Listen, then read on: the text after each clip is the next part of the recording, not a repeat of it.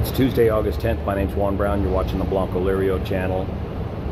And today we need to talk about the tragic loss of 6 people on the de Havilland Beaver while viewing the Misty Fjords National Monument outside of Ketchikan, Alaska on a sightseeing tour. Again, from Catherine's report, de Havilland Beaver, November 1249 Kilo. This accident occurred on August 5th near Ketchikan, Alaska. Foggy and reduced visibility conditions delayed efforts to recover the wreckage of the sightseeing plane that crashed in southeast Alaska, killing 6 people, the NTSB said Sunday. Clint Johnson, chief of the agency's Alaska region, said efforts to reach the site Sunday were called off due to poor conditions, poor visibility. The team planned to try again Monday. The wreckage was in a rugged, steep area that is heavily forested at 1,800 feet to 2,000 feet up the side of a mountain, about 12 miles northeast of Ketchikan. He described the conditions at the accident site as having low ceilings, reduced visibility, and fog. Investigators are also conducting interviews in Ketchikan. The flight was returning to Ketchikan on Thursday from a tour of the Misty Fjords National Monument when it crashed. 5 passengers, plus they've identified the pilot now, Rolf Lanzendorfer, age 64. Lanzendorfer, the pilot, his LinkedIn profile said that he had worked for Southeast Aviation. This was the company involved, Southeast Aviation, that apparently has a fleet of, I believe, 6 of these Beavers, or had a fleet of 6 Beavers. Said he worked for Southeast Aviation since May of 2015. It's also noted here that Landsdorfer was the pilot in a July 9 incident in which a Southeast Aviation plane hit an inlet buoy on departure near Kaufman Cove and flipped. These passengers on board this charter flight, this is a Part 135 charter flight, more on that in a second. They had come off the Holland American line, but it's not associated with the Southeast charter company. It's a separate entity, but the customers come off of these cruise ships and then charter these flights. They came off of the Holland American line.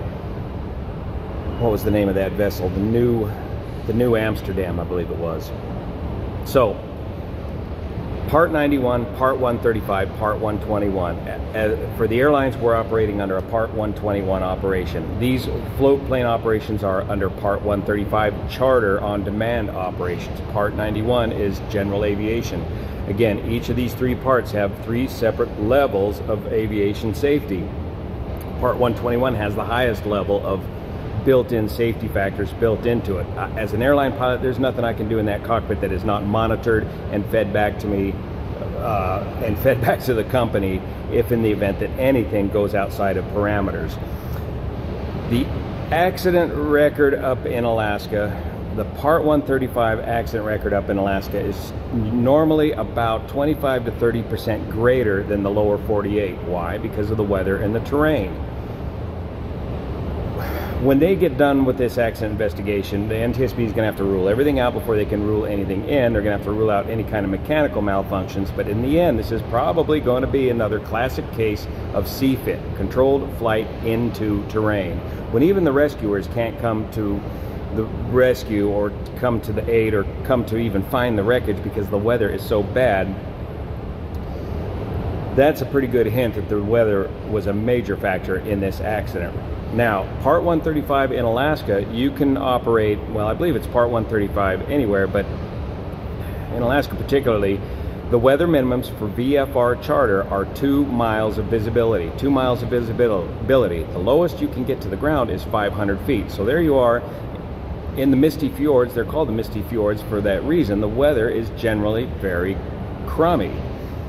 You can be down as low as 2 miles visibility and 500 feet above the ground.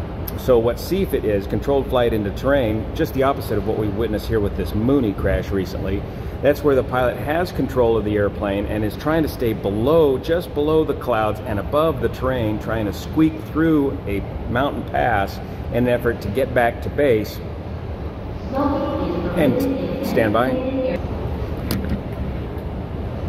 Catch that phone before it falls over. And typically the clouds come down to the terrain to the point where you end up clipping the terrain, scud running as it's often called. And this is all too common of a factor in Alaska aviation, and the weather is just notorious up there. If they didn't have the weather minimums of 2 miles visibility, a lot of these tours wouldn't take place in the first place. They wouldn't be able to, because often that is the nature of the weather up there, about 2 miles in visibility in mist and rain. A lot of advances have been done in Alaskan aviation to improve their aviation safety record, especially on these Part 135 charter operations.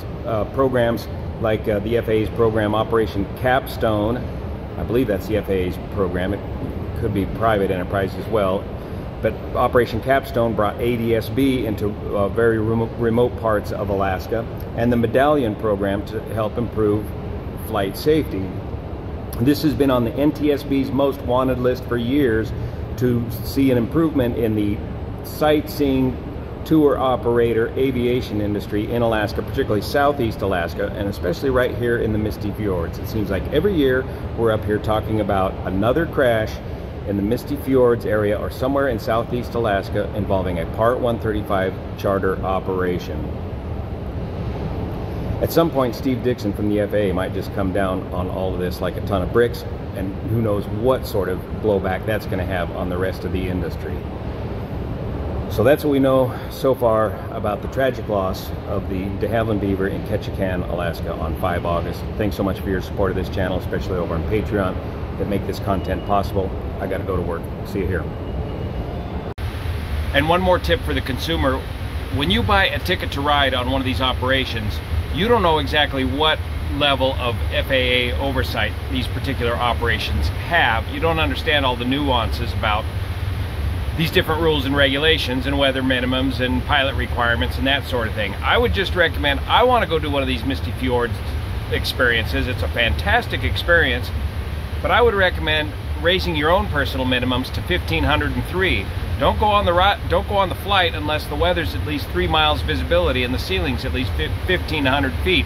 You can get that data on your smartphone there before you blast off, or at least ask around. But what that really means is that you may very well not get to take the ride because the weather is often lower than 1,503. But at least 1,503 gives you a fighting chance against the weather up there in Alaska.